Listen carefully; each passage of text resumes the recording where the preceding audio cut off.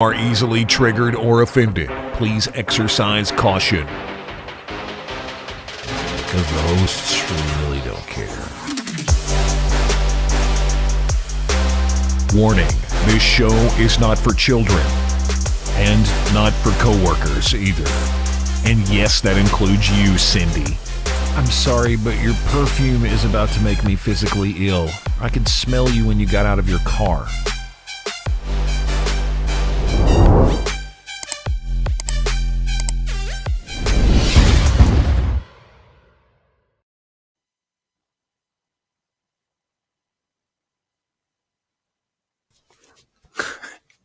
Good morning, everybody. Welcome back to the show. How are you doing, Deacon? I'm feeling good. You ever scratch your beard like this, man? Oh, it feels so good. It just makes your leg kind of start shaking like a dog, you know, when you get that dog right in the ribs and he starts legs shaking his going? leg and going to it. All Yeah, right. and oh, it feels so good. Hello, good morning. Hey, man, how are you? I'm good. You So okay there? something You is look going distracted. talk is Yeah, something freaking something out there for you, buddy? It looks like it.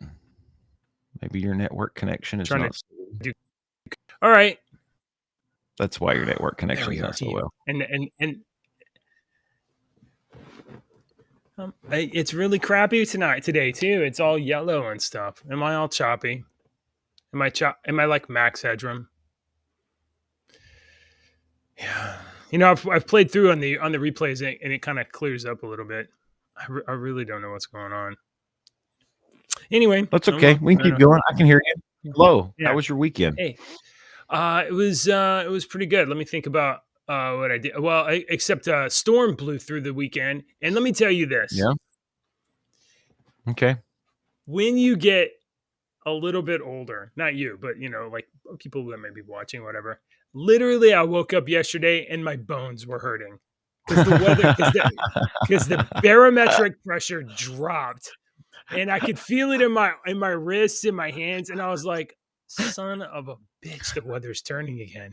So funny that you bring that up. So I was standing at the door yesterday, and my 17-year-old, fixing to turn 18-year-old daughter's in the kitchen. She's flitting around doing something, and I'm standing at the door, and it's early yesterday morning, and I'm looking, and I'm like, the neighbor's over there. He's mowing the yard. Why is he out there mowing the yard? That yard doesn't need mowing. He just mowed it 4 days ago, and that yard is not out of hand. It's a manicured This is yard. Deacon at his fence. I know. And I was sitting there going, he just mowed his yard and he's going to mow. And that means I'm going to have to mow. And then I stopped. I stopped myself and I looked over at Kendra and I went, I sound like an old man, don't I? And she went, yep, you sure do. I was like, oh my God. I'm sitting here complaining about the neighbor mowing his yard. Oh, Jesus Christ. He's going to make me look bad. The HOA is going to send a letter. Oh, it's so funny. Yeah, your bones will creak when you get old. Deacon, my son Deacon, a couple of years ago. Have you ever broke your arm?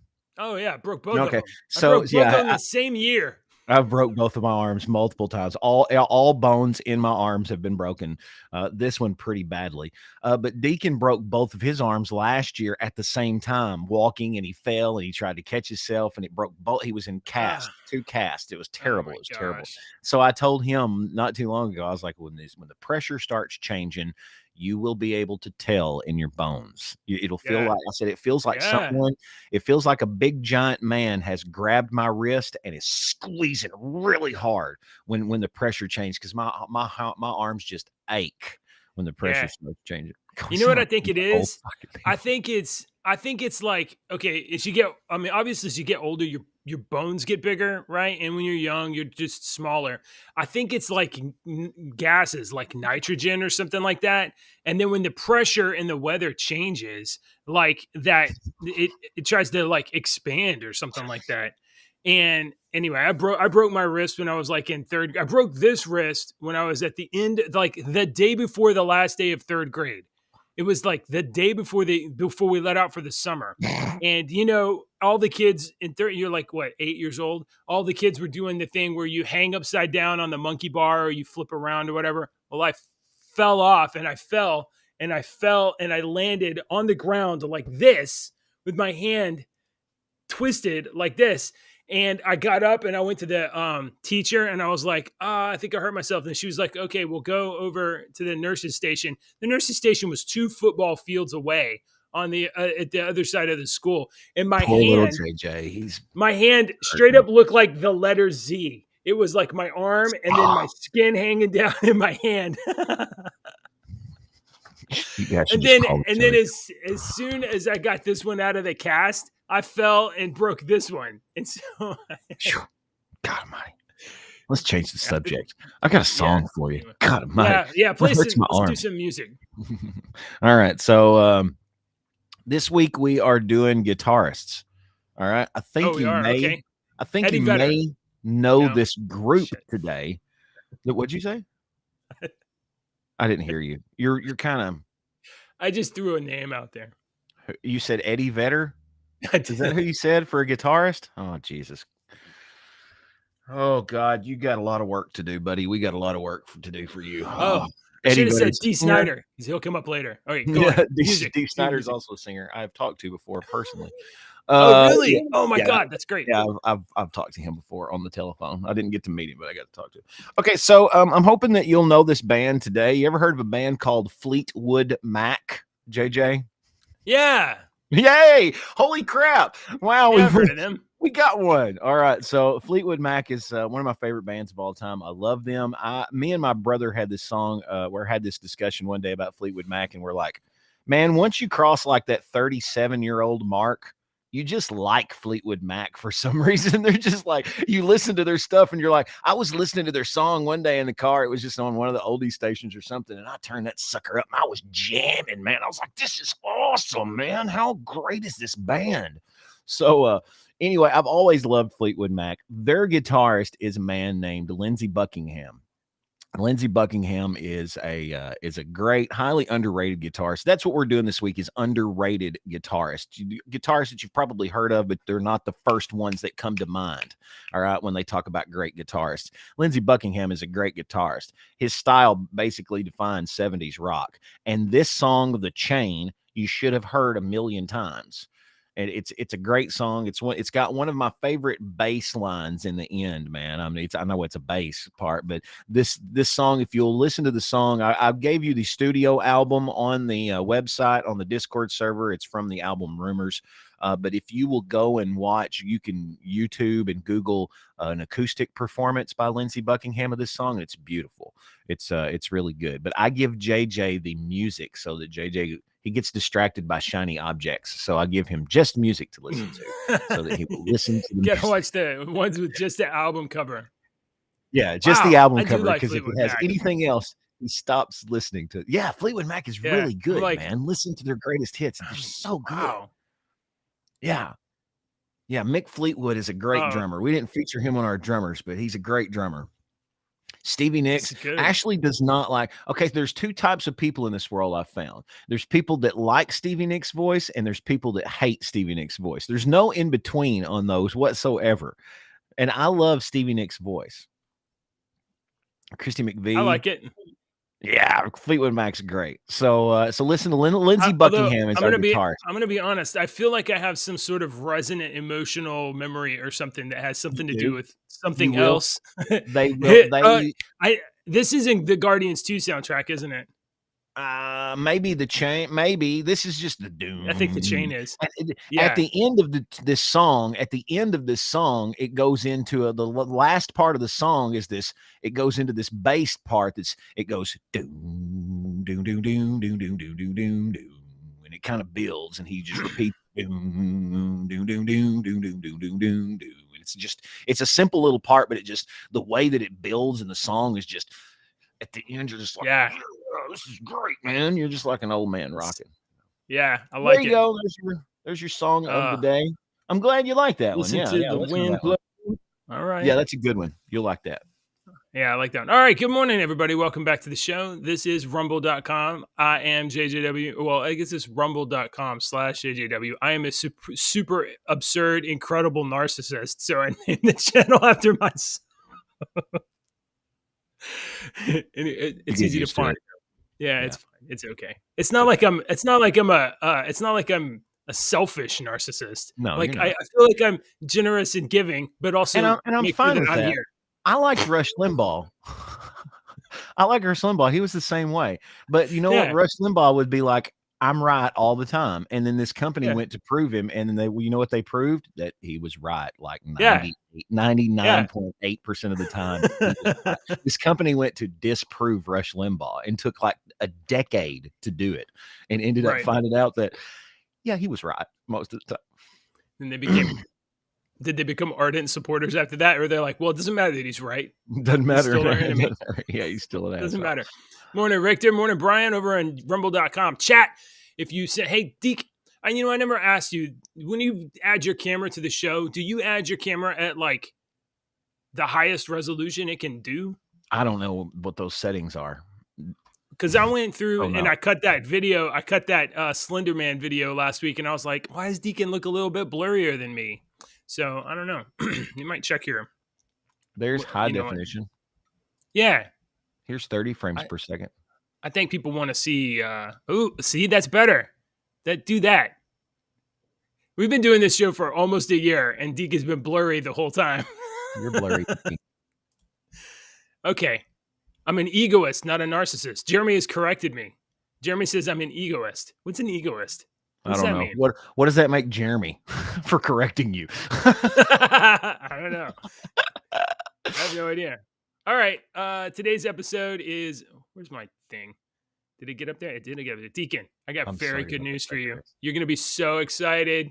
I know we've talked about this a couple of times, and now I know you're thinking like, how am I going to get my scratch? Today's episode, 200 million in a mule. 200 million in a mule. So over the weekend, or over at the end of last week, the panel that was working on behalf of Gavin Newsom in California to deeply consider their alternatives, the things they can do in consideration of reparations to atone for California being a free state during the Civil War. They have come back with some recommendations, so that's now going to go to the legislature. The panel has concluded, and they're sending their recommendations on now. The panel kind of arrived at a something around $1.2 million payment in reparations per Black person. That's kind of where they were, but not before some activists kind of came asking for a little bit more. Okay. There's some activists that were asking for a little bit more. Here we have, let's see. Close that. Where's my go button? Here we go. Activists demand $200 million for each and every African American in California. Only 200 million. Only 200 I don't- million. And you know I what? don't know. I'm like, for why not? every African American in California? Yes. For every Um, African American in California. Wonder how many that is. That's probably like 30, 40 people, you think? California demographics. Mm-hmm. I know that there's around 52 million people that live in California. The African American population in do some math. California in 2020 was 2.251 million. Okay, so okay. Let's so see. 2 million. Let's see. Yeah, you going to do the math on that? 2.25 million Yeah, times 200 million. million. Yeah. Oh, my calculator broke. 100,000 million billion trillion. Okay, so some activists in California are demanding somewhere around $450 trillion. Oh well, that's nothing. I mean, that's. I mean, Obama ran that much debt into the federal debt. Why not? Why not? That's not a big deal. Hey, let me just point out. Let me give you a couple of numbers since you're giving out numbers. Every 2.25 million African Americans. I don't like calling them African Americans. I think that's a stupid phrase. I really do. I think they're black. They're black people. because I'm a white person, and that's not being racist. I That's generally being just say observant. people. Yeah, they're people, but I we have just to say like Americans. differentiate these people. So now we're differentiating these people. And what's the major difference between me and Denzel Washington? What is the major difference? Our skin color. He's black, I'm white. That's the major difference. To point that out is not being racist. Okay, so I hate calling Okay. people African Americans. They're not African Americans. You should call me a Norway American, since my fucking ancestors came from Norway. What the fuck? That's stupid. I hate calling them that. All right, so black people. There's Yeah. 2.25 million black people in the California, and they're wanting Yeah. $200 million each for each one of those, which was 400 trillion. All right, you're giving all these numbers. Let me give you some numbers. 491865 for April 9th, April 9th, 1865. That is when the Civil War ended. Do you know how many years ago that was? 158. 158. 158 years ago was April 9th, 1865. When General Lee surrendered the last Confederate army on the courthouse is when that's the end of the Civil War. 158 fucking years ago. Were you alive, JJ? Was your parents alive? Was your grandparents alive? There is a very good chance that your great grandparents were alive. Your great grandparents were definitely alive. There was a good chance that your great grandparents were alive, but they would have been. I don't know. Maybe They not. wouldn't. Maybe not. I think my grandmother was No. born in like the 1930s. My Her parents Go ahead. probably turn of the century. My So I mean, like I think it'd be great, maybe great. Yeah, my grandparents, my oldest grandparent was my grandfather Dan, and he was born in 1914. My grandmother was 1919. He was born in 1914, so his father was more than likely alive in 1865. All right, he would have been young, and I don't think he would have been old enough to be in the Civil War. He'd have been young, but maybe 40. You're looking at 40, 50. Yeah. His father could have very well been alive. My great grandfather. But I'm just trying to point out how long a fucking go that was. Is all I'm trying to point out. I'm not saying these people deserve or don't deserve any reparations whatsoever. Right. I'm just pointing out historical numbers to you. Okay? Just pointing it out. I don't know anything about being bankrupt, but like, let's say you had some money, let's say like 100 years ago, and you invested it, like your family had money like 100 years ago, and you guys invested it and maybe did a business or whatever. It didn't work out too well, and in fact, you went into great debt and you had to declare bankruptcy. Mm-hmm.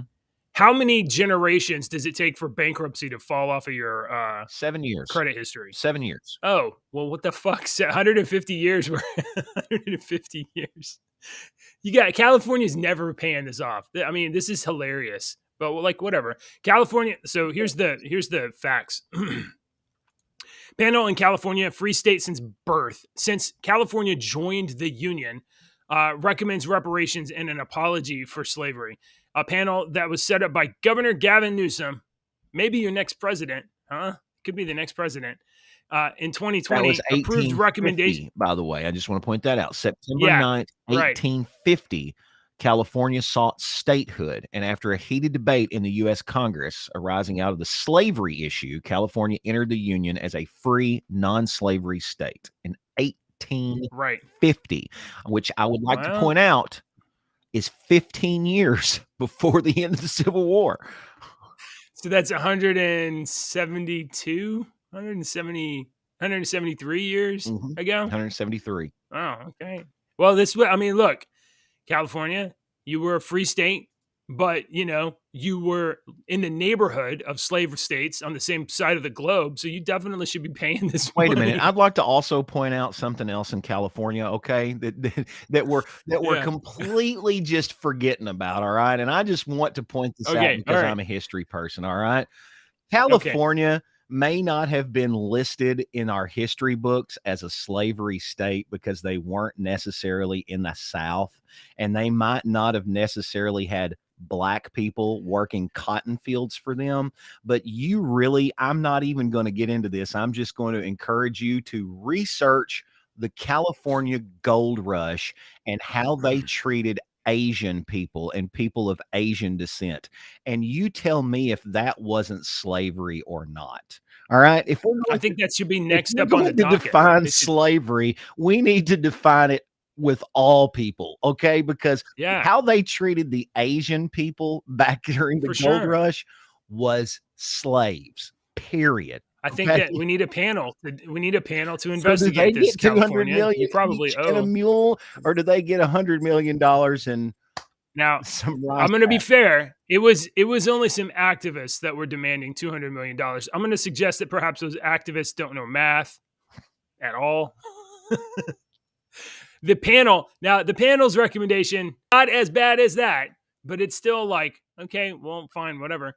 The panel calculated that each black resident of the state is potentially owed up to $1.2 million in compensation based on disparities in life expectancy and an estimate of cost over policing and housing discrimination. Okay. Whatever. So maybe, you know what, Deke, suck, maybe what we have is a really great negotiator. I mean, like, maybe these guys are just great negotiators, because sound like if it. you've ever, I'm not a good negotiator. My wife does all the haggling and bargaining whenever we go down to, places where there's haggling and bargaining. I don't do that. My wife is great. You got at a lot it. of those in What you Texas? do though, but there's all kinds of. I'm just being an asshole. Go ahead. I'm not trying to derail. Okay, so here's the thing: if you're ever in an opportunity to negotiate, one of the things you do is you open with a big ask. You open with something that is so outrageously and big and absurd that, of course, they're going to push back That's a common against technique. Yes, common Absolutely. So you open with like, we want 200 million. And then the panel comes back with like, we're not doing 200 That's million. ridiculous. That's We're not giving you 200 million. How about, we'll give you $1 million. How about 1 million? Okay. And then you're like, yeah, give me $1 million. Can you believe they just gave us $1 million? These fucking idiots. Yeah. That's why. Yeah, That's so why maybe that that's I what's mean, going on I here. was told one time, when you're talking about business, you got to have a son of a bitch in the woodpile. All right, you got to have one of those assholes to just go, nope. And I'm not that guy. All right. When I'm the manager, I was a shitty manager because I'm the guy that's like, hey, we need to talk about something. Look, I got your back, but blah, blah. I'm that guy, and I'm not a good manager. Just not hitting the numbers right now. now. No, I'm not. I know this about myself. I'm not a good manager. To be a good manager, you got to be like, hey, man, you suck. I'm sorry. I wish you well. Good luck in life. But you're just terrible at your job. You've got to have a successful business. Yeah. You just got to be that way. So, oh well. JJ has a proposal. I think we've said all we had to say. Yeah, we are on your side. Go ahead, California. Do what you got to do. Pass that. We love you. Whatever. But when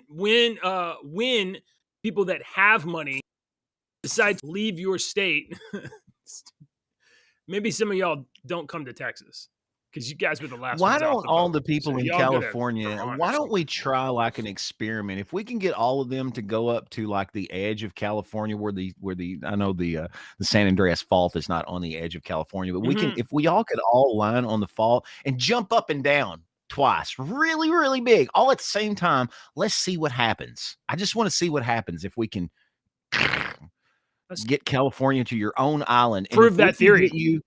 If we can get you away from the United States, y'all can be your own country. I mean, I'm cool with that. If y'all want to do your stuff, I'm sweet with that. I used to want to go to California. Now the only reason I would go to California is to see the redwoods. I would want to go to Northern California to see the redwoods. That's it. All right, let's move on, because you got some cool stories, man. I do have some others. Hey, remember? I think it was last year we had. I think it was Nina Jankowicz and the Biden administration kind of set up a ministry of truth, so that the government could tell you what is true and what is misinformation, because we need the government to be able to tell the American people what they're allowed to believe and what they're not allowed to believe about things that they hear on the radio. Kind of like YouTube does to us. Am I wrong? I'm not banned this week. I'm not banned on this week, but we are under probation still. Am I wrong? No, you ain't wrong. You're not wrong. There's, in fact, I'm really curious, YouTube. I'm really curious what your policy is going to be now that the WHO has said that COVID is over. But, you're going to get us banned again. It doesn't matter what the WHO says. I didn't say that. Look, Roger Daltrey. Okay. Look, I'm really fine with it. You guys do what you got to do. I made that music joke for you people out there, not JJ. I made them for you. Who's Roger Daltrey? He's from the WHO. Keep going. U.S. intelligence has a new disinformation center. Even first declared kind of like illegal, or at least the public pushback was such that they had to shut it down. The Office of the Director of National Intelligence. So our spooks and spies and liars and tradecraft guys have stood up a new office to oversee the intelligence community's disinformation and foreign influence campaigns in the United States. That means our show is numbered. Our days are numbered is what you're saying, JJ? Is that what you're saying? You guys subscribe now before episodes. It's very possible. Please buy a coffee mug because we're not going to be. Oh my gosh! Hold on, wait. Are you suggesting that we could get some foreign backers? Can we get some foreign cash up in here? I mean, if China and Michael, what's his name, Michelle Fay or whatever the dude's name was from the Fugees, if he can get Chinese cash, I'm interested in that. I'm not interested in that. Congress, they said, I'm not interested in that. Congress put into law that we should establish a foreign malign influence center in the intelligence community. We stood that up, and it encompasses our election threat executive work, essentially looking at foreign influence and interference in elections, and deals with disinformation more generally. She said the office would support the State Department's Global Engagement Center and monitor threats from China, Russia, Iran, your neighbor. No, not your neighbor. So other policymakers can counter them. Do you believe that this office will keep its scope necessarily away from the American people and only look at the evil foreign others?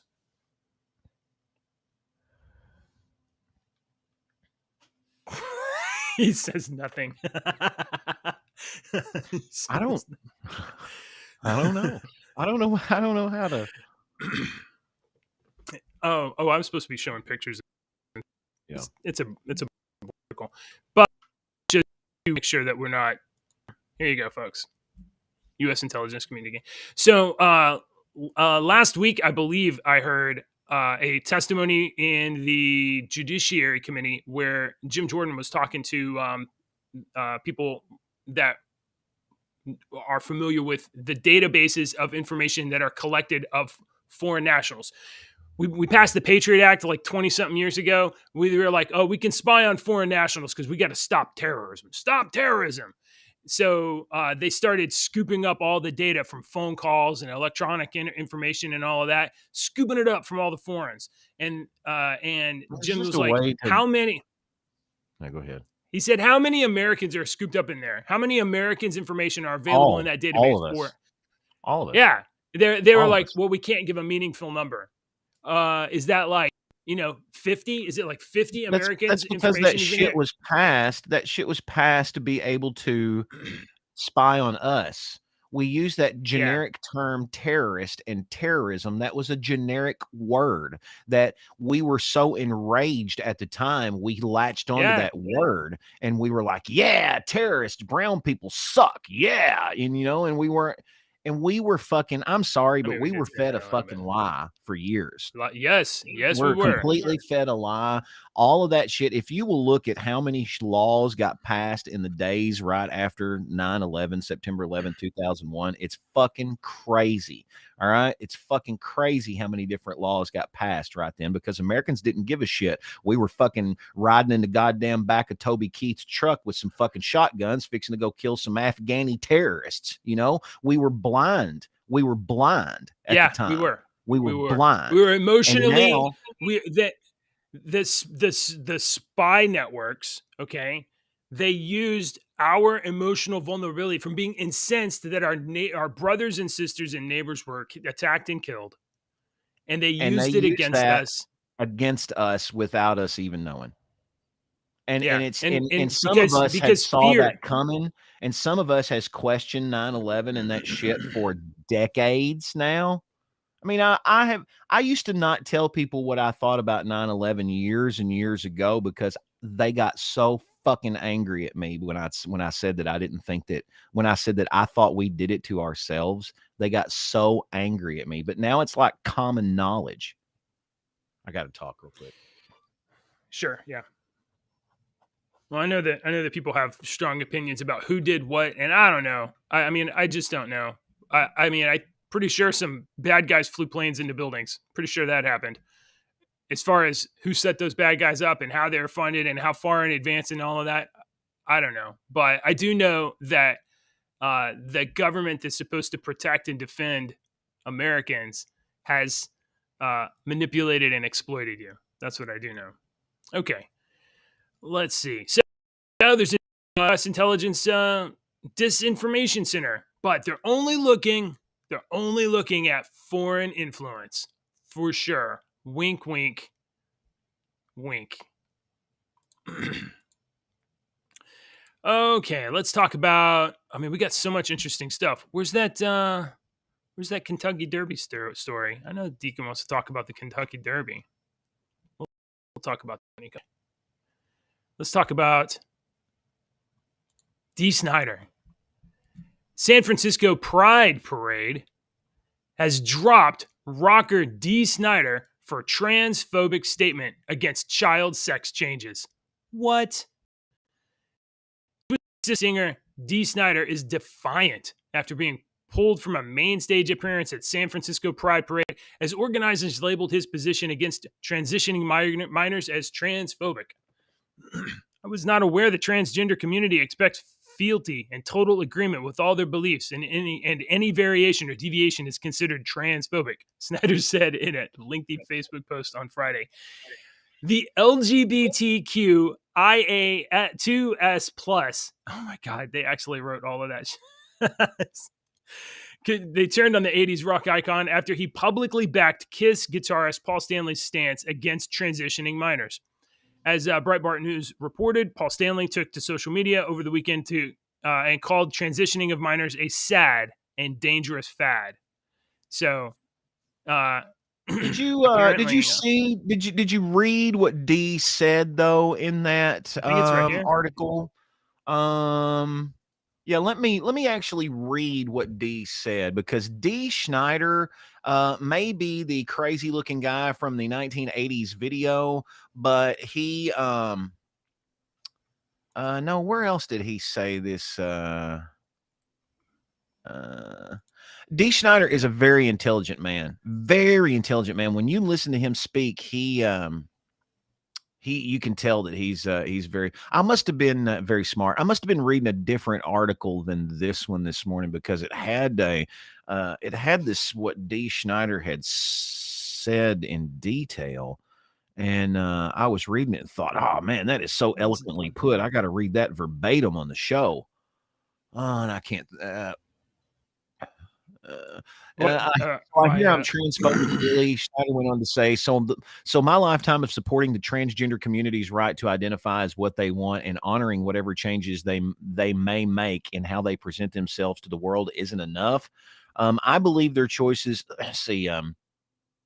I recently stated I do not believe young children are ready to decide their gender allocation.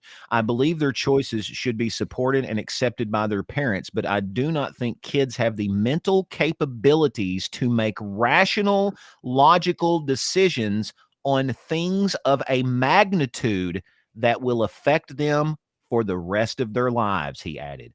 I do not believe they are mentally developed enough, period. He is exactly right. That is our major argument. I don't know about you, JJ. That's my major argument. If you Absolutely. feel like Yes. you are that way when you get 18, when we legally say you can do it yourself, do it yourself. But at 18, as a 46-year-old man, fixing to be 46 years old, your brain is not developed at 18, 19, 20, 21. I didn't know what I wanted to do at 20, 21 years old. All right? Oh, you didn't You're have all not. this figured out when you were 20? Jesus Christ, they ask fucking middle schoolers. I remember my children were so upset because they didn't know what they wanted to do in life. And I was like, Jesus Christ, they're asking you in middle school what you're wanting to be when you grow up. Screw that shit. Nobody knows what they want to be when they grow up when they're in middle school. If they do, it's because their parents pressured them into No, it. I have no idea. Good God, I'm Yeah, 40 you got years old. And I programmed. still know It's what I want to because be. you got It's 'cause you're programmed. programmed. He's exactly right. So D. Schneider, very intelligent man. I've always loved D. Schneider. He hosts this show, this syndicated show called The House of Hair. And you'll find it on your rock stations around your town. If you live in a Oh, big yeah? city, find out who your rock station is. Go to their website, look on the weekend, Saturday and Sunday, and usually at night, Saturday night, Friday night, Saturday night, you'll have the House of Hair with D. Schneider. And D. Schneider plays a bunch of 80s and 90s hair metal bands and stuff and songs that you hadn't heard in you've never heard them, but you music files out there, songs that you hadn't heard in 20, 30 years. D will pull them out and you're like, oh my God, I forgot that song by Extreme or something. So I worked a morning show on a classic rock radio station for years, and we ran the D. Schneider House of Hair. So I had a fan, a listener that was a real big dedicated listener of mine, who went down to a tattoo and horror show convention down in Nashville one year, and he stood in the D. Schneider line to get his autograph. And when he got up there to D. Schneider, he was like, hey, man, my buddy Andy does the radio, blah, blah, blah. Can you talk to him? And D was like, hell yeah, get him on the phone. So he called me up, and I got to talk to D. Schneider for about minutes. He was really cool. I wasn't like fan gushing, but I was just like asking him a couple of questions about but it's the cool. tattoo. But it's cool. It was the fact that he was like, hell yeah, call him up. And he took the time to talk to me for a second. It was that shows, because I've met some celebrities and been around some celebrities that are reluctant to get on the phone with a person. He was totally right. To My get buddy on the was phone like, with this somebody guy he didn't is an know and have a affiliate of conversation. y'all's. He's a DJ. He's affiliate of y'all's that runs your radio station, runs your radio show. And he was like, hell yeah, call him up. So that was really cool. I like D. Schneider. When I read this yesterday, when I read this and I was reading all that stuff, what he really said, I was like, hell yeah, that's exactly right. I got one for you, JJ. Kind of a confusing. All right, we got a little. No, we got a related story. Oh, you do? Okay. Oh, well, we got one that's related. Then we can go to the sad, confusing one. Okay. All right. Yeah, that's fine. This is related. I just want to clear this out because I think we talked about the charge a week or two ago, and we're just going to have a little update on this. A man who identifies as a woman has been cleared of flashing his penis in front of minors at the Ohio YMCA. He has been. Wait a minute, JJ. I don't understand anything that you said in that title. That title does not make sense. Right. Yeah, a man that identifies as a woman has been cleared of presenting his penis in front of minors at an Ohio YMCA. Here is the trans woman in question here. This image here, and the senior municipal. Yeah, it is. It kind of looks like a happy version of Baron Harkonnen a little bit. I don't know who that is. Okay, Baron Harkonnen, because you haven't read Dune. Xenia Municipal Court Judge David McNamee found the 31-year-old Darren Glines, who goes by the name Rachel, not guilty on 3 counts of exposure, according to by WHIO. I guess that's a radio station. The judge, in his final decision, he said there is little dispute to the facts of the case, but he pointed out that Jacqueline Brockman, the executive director of the Fair, clarified that she and other employees allowed Mr. Glines to use the women's locker room at the Greater Dayton area YMCA facilities. Quote, there's no question that Glines was in the women's locker room. However, Glines was not charged with trespass, nor was he charged with being in the area of the YMCA where Glines was not supposed to be. Quite simply, the facts do not support a find of guilt as charges.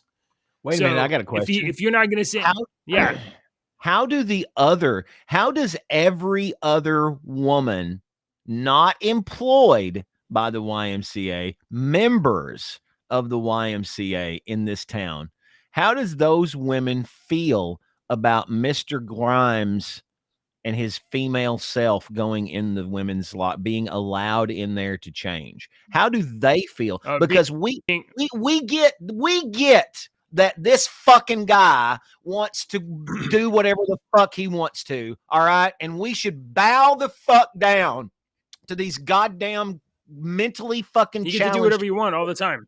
Whatever they let them do, whatever the fuck they want, and tell them that it's okay. That's what fucking society is telling us to do, that to just let these mental people do whatever they want and don't acknowledge the fact that something is wrong in your brain and that you need mental help. We just let them do whatever they want. So where's the question on these other people?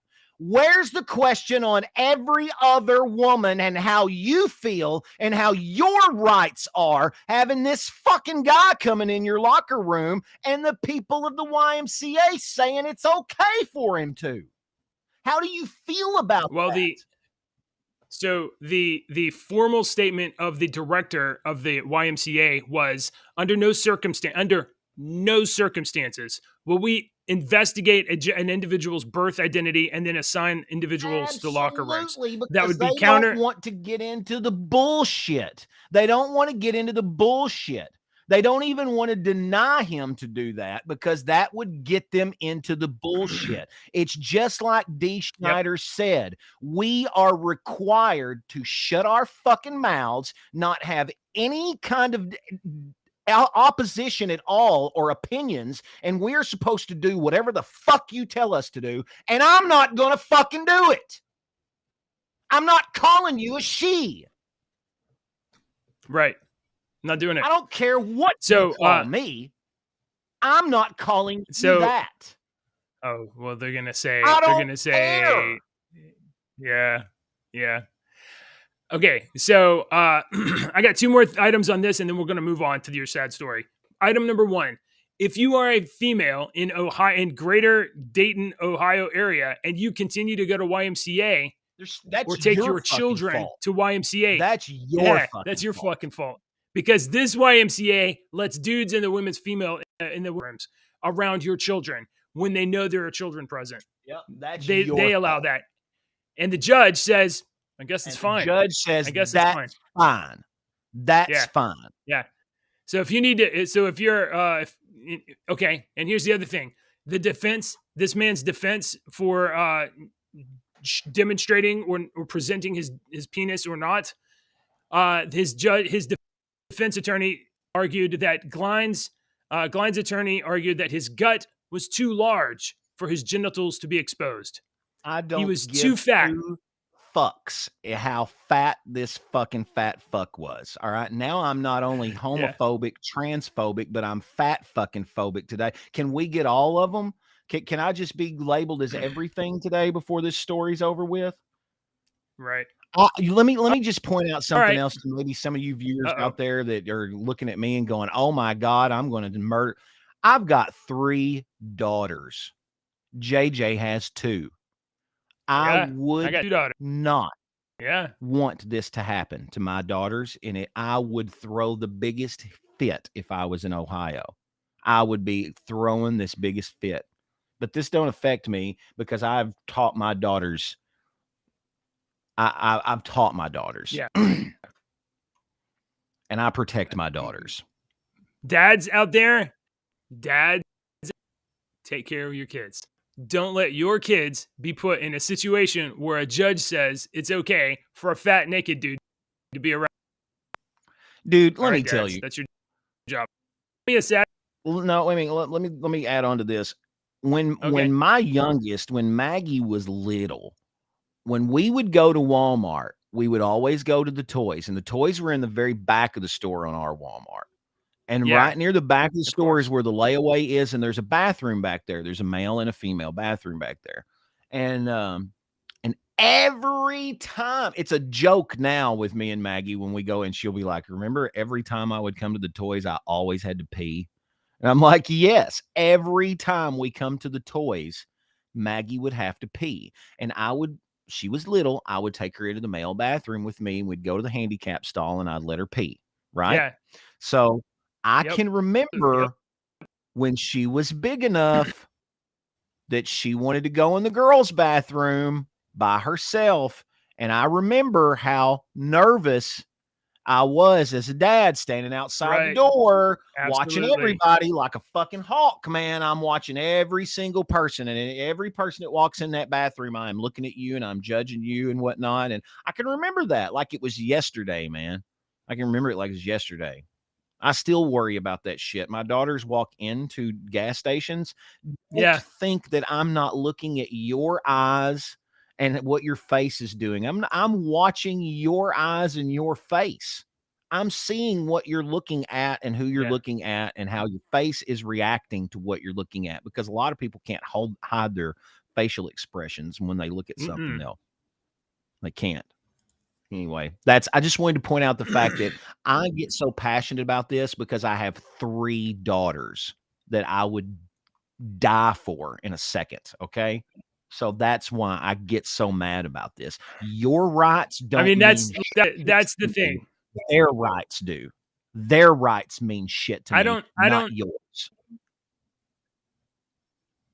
Yeah, I don't know that. I mean, we have a very, very small voice right here on Rumble or YouTube or whatever. Very, very small voice. But if we can move the just a little bit, okay. Maybe my kids are like 2 years older from now. Maybe they won't have to deal with, this as much. I just don't want them to deal with it. All right. Tell us a happy story or something, or sad story or something, Deke. This is the sad, confusing story. All right. And I know you were like, what in the crap, sad, confusing, but a 7th horse had to be put down at Churchill Downs. And this was before the Kentucky Derby happened over the weekend. The Kentucky Derby happened Saturday night, but 2 more horses died, making it 7 in all before the Kentucky Derby. And I'm not a horse racing person. All right. So that's why I said this is sad and confusing, because I've read the story and I'm not going to read it. I'll post it if you want to read it. I'm not going to read it. But because it's written like we should know the inner workings of all derbies and how horses work. All right. Because it doesn't elaborate on anything. It's like, she was injured in a race and they had to euthanize her. And then this other one was injured and they had to euthanize her. And this guy said, it's really sad when this happens a lot. And this other one got, this other one got hurt and they euthanized her. Is basically how the story reads, and then it tells you some, statistics on previous years and stuff. But it's sad that these horses, I mean, I know that old saying was the horse breaks a leg and you got to shoot it, but it's 2023. Is that still, I mean, it's not 1865. It's 2023. Right. 1865 was 158 years ago. Can't we like fix the horses to where we don't have to fucking euthanize them now? What the hell? And 7 horses being euthanized and 1 before the Kentucky Derby. I mean, is that not like a huge red flag? And these people are just kind of like, yeah, it's sad, isn't it? Like it happens every fucking year. Some of the horses died after the race started, like the preliminary runs or whatever, and they had run and then after that are they pushing? Are they pushing?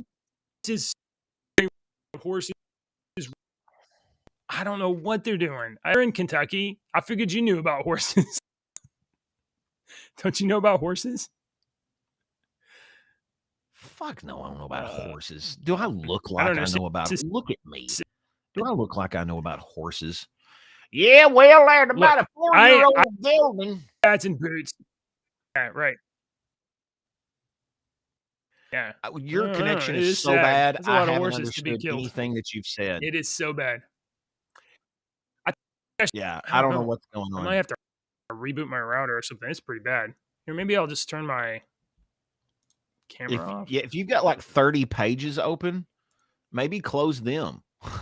I'm closing tons of stuff. Close it all. I'm closing everything. Yeah, look, I'm watching the numbers go up. It went from 4 to 6. You're like Ashley. Ashley's phone doesn't work right, and I look and she's got 300 pages open on her phone. I'm like, oh my God. No wonder. Look, it's went up to 7. For real, I really don't know what's up. Your network connection's gone up to 7 now. It's because you had too many pages open. No. I'm telling you, that's what it is. All right. So, sad horses. Sad horses dead. It poses another question. In 2019, 30. See, we've got a delay. I know. Are they pushing these horses too hard to the point that where they run one race and they get injured and they have to get killed? I mean, is that what's happening? Is they're pushing these studs and these thoroughbreds so hard because they want to make money off of them? Are we really looking at the best interest of the animal, or is it at the point that these owners it's their livelihood, it's their money, and they don't give a shit about the animal? I mean, they do. They want the animal to be healthy, but only in the sense that it's making them money. If the animal becomes to the point to where it's not going to make them money or it's going to be a loss, they euthanize them and get rid of them and pick a new animal, because money's really not an object to them. Are they really looking out for the best interest of the animal? Well, so 4 of these horses had fevers. So Practical Mauve, Lord Miles, Contenar, and Skinner, some of them had fevers, and one was not in peak condition. So I don't know. I don't know what's going on. I guess so. I mean, you could give it a shot and some vitamin D, or you could just bury it. I was always taught that God put us on this planet to be good stewards of the planet, and to be. Yeah. This is not being a good steward of the planet. Yeah. No. I don't know. All right. Whatever. All right. Okay. Bad, confusing. Next story. I got another cool one. If you got any, all right. Any let's see. We got a sword story and a woman story. Yeah. A woman. Which one sounds more interesting? You do the woman story. Yeah. Here, let me do the woman story, and then you can do the sword. So a woman allegedly faked an abduction to hide the fact that she's a college dropout. Yeah. I can't believe that this article would even be published, because we are obligated to believe women. And if she says she got abducted, she did. She got abducted then. She must have been abducted. You have to believe women. You got to believe. There's no way. Why would a woman lie about being abducted just to hide the fact that she's a college dropout? Doesn't that sound totally crazy? Doesn't that sound like the most insane, crazy thing a person could do? No. Okay, well, if you think it's all right. A Pennsylvania woman stands accused of faking her own abduction to conceal the fact that she is a college dropout. Authorities said that 23-year-old Chloe Stein, they arrested her on Tuesday. Per court records, the young woman was charged with several misdemeanors, including false alarm to a public safety agency, falsely reporting an offense that did not occur, obstructing administration of law, and disorderly conduct. At the time she contacted anyone, the last time she contacted anyone was late Monday after she messaged her boyfriend while on her way home from work, telling him an officer pulled her over. The young man tried to contact her again, but was unable to reach her.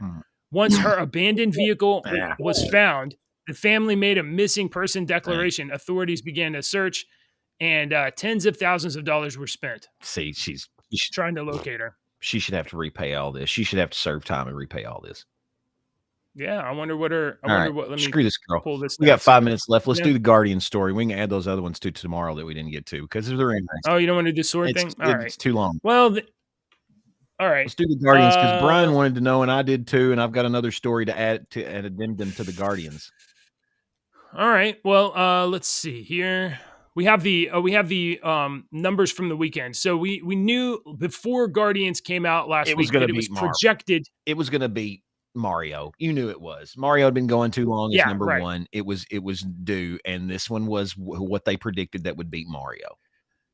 It was projected that they would earn somewhere between 120 and 150 million dollars opening weekend, and it came close. It came close, a little bit low.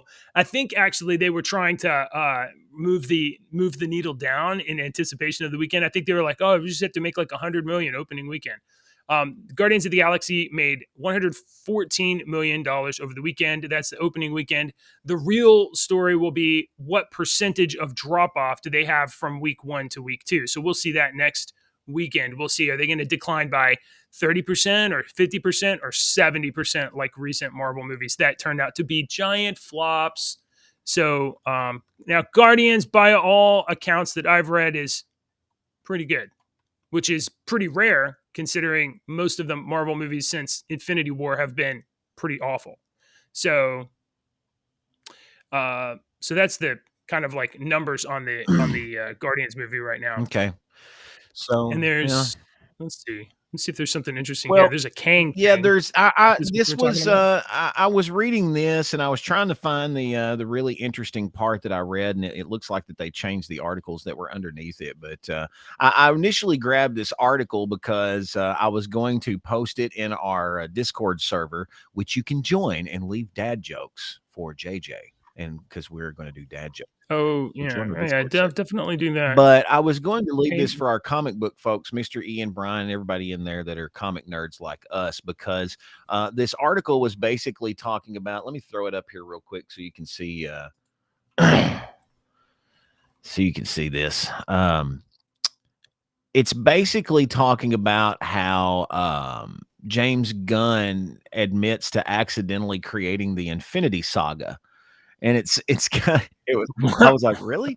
When I started reading it, it was kind of interesting how they kind of have done the Infinity Saga. What's the case? What's the case that he invented the Infinity Saga? God, you're gonna have to read it, dude. I can't remember all this shit now, and I don't want to read through this. You want me to read through it real quick? No. Let's see. Okay, now I found it. Speaking of which, it turns out Gunn had a bigger impact on the Infinity Saga than we previously appreciated. He admitted that an all-important speech the Collector gives in the origins and rules of the Infinity Stones was just, as he put it, bullshit he dreamed up in 90 minutes flat that ended up being what Marvel based the entire rest of the original era on. We're guessing he might take more time and care in crafting the foundations of the DC universe now that this co-CEO of Marvel's distinguished is now that he's basically running DC. So in the first Guardians movie, you recall, I'm sure, that there's this scene in the Collector's thing where Peter has the orb and then they open it up and, you know, like girl goes crazy or whatever. But they kind of like show the first presentation of the element of the, what are they called? Eternals? Or no, not the Eternals. What are the big things called? The Celestials. And then and all of that stuff. Apparently, James Gunn just like thought that up in like an hour and a half. So, and then Kevin Feige was like, that works. We'll do like, I don't know, 10 movies about that.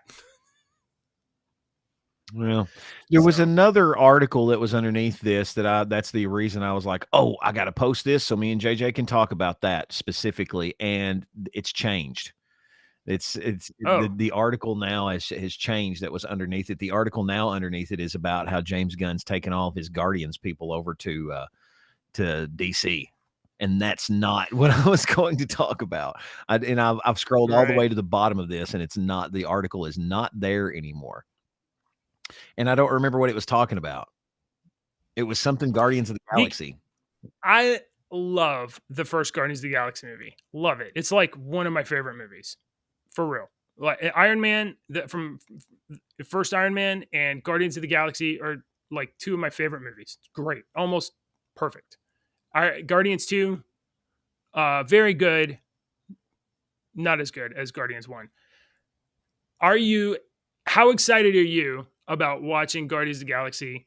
Is it enough to get you to go to the No, theater, you no. decrepit I'll old watch it man? when I'll watch it when it comes out, just like I do everything else. It says that in the movie, the High Evolutionaries' horrendous experiments against various critters from across the cosmos, one of them has now been revealed as the scene-stealing Peacemaker breakout Eagly, the winged companion that follows John Cena's anti-hero wherever he goes. That's the DC Marvel crossover, is what they're saying. That Eagly. there is a DC Marvel crossover in Guardians of the Galaxy 3. It's that eagle is Eagly from Peacemaker. All right. It says it might be a All minor right, Easter James egg in the Gunn. grand scheme of things, but Gunn reiterating that it's Eagly nonetheless underlines it as a revolutionary moment for superhero cinema as Marvel and DC finally cross paths on the big screen. I wonder if he did that on purpose. Whatever, James Gunn. Wait a minute. Whatever. Oh yeah, this is what I was going to talk about right here. You found it? You found it. Okay, so we were talking about the writers' strike last week, and the writers' strike is still going on. And I read this and I was like, oh, this does mean something big for Marvel that we didn't intend on. Let's see. Ryan Reynolds is being forbidden from improving Deadpool 3. All right. So in a twist, Blade is essentially a dead movie walking at this point. Where's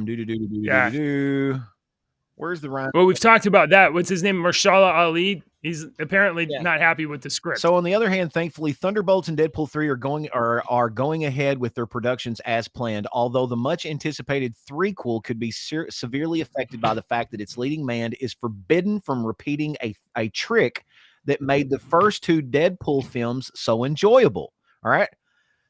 Due to the Writers Guild Association strike rules, Ryan Reynolds can star in the movie, but he can't make his usual last-minute changes to the script, something that kept the humor in the past efforts nice and fresh. You know how Ryan Reynolds is so quick on his freaking head. Yeah. And sometimes what he comes up with was funnier than what was written. Stop him. So it basically said, all we can do is keep our fingers crossed that Ryan already gave the screenplay his best jokes.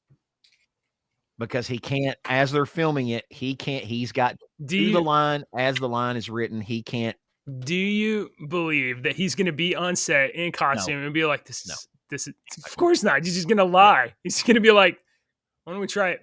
Let's they'll have somebody on the set watching and with the script, and they'll be watching his ass. Some of the best stuff has been ad-libbed from our comedians over the years, and we don't. Yeah, we think that it was improv. We think that it was written in those movies. That's why it feels like fun and alive, and because it's in the moment. It's something that somebody actually thought was funny right then. And then this article goes on to talk about how we haven't got to see the Marvels yet, but it's possible that the MCU has already dubbed a replacement for Brie Larson's Carol Danvers.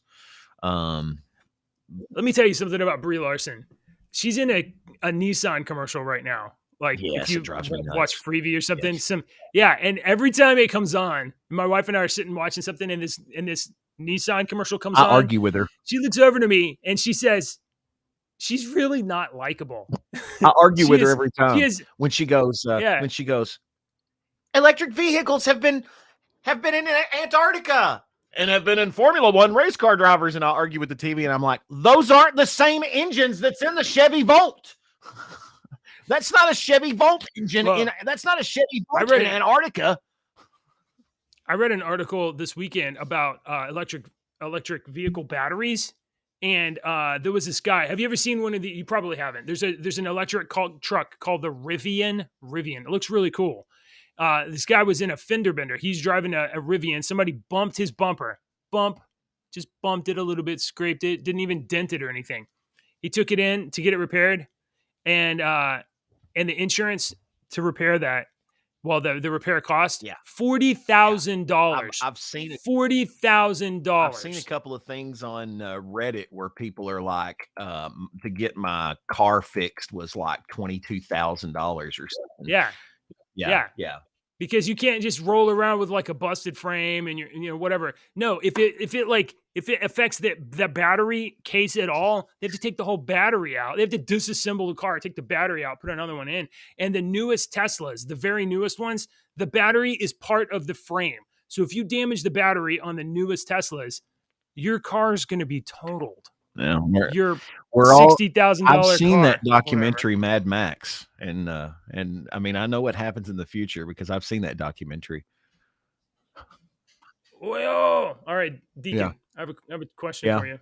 What's your question? Have you ever thought about the difference between a hippo and a Zippo? No, I have not actually thought about the difference between a hippo and a Zippo.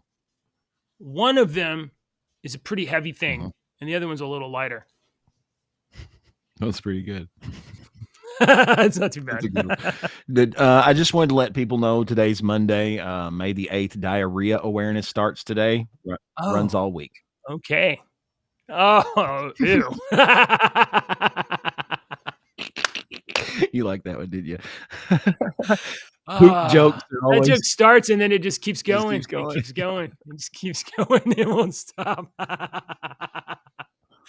All right. Thanks for watching, everybody. If you haven't already, please hit like, subscribe. We'll be here tomorrow all week long, 6:30 in the morning. Drink coffee, talk news, politics, culture, pop culture, other bullshit. We'll see you later. Don't trust the government. They hate you.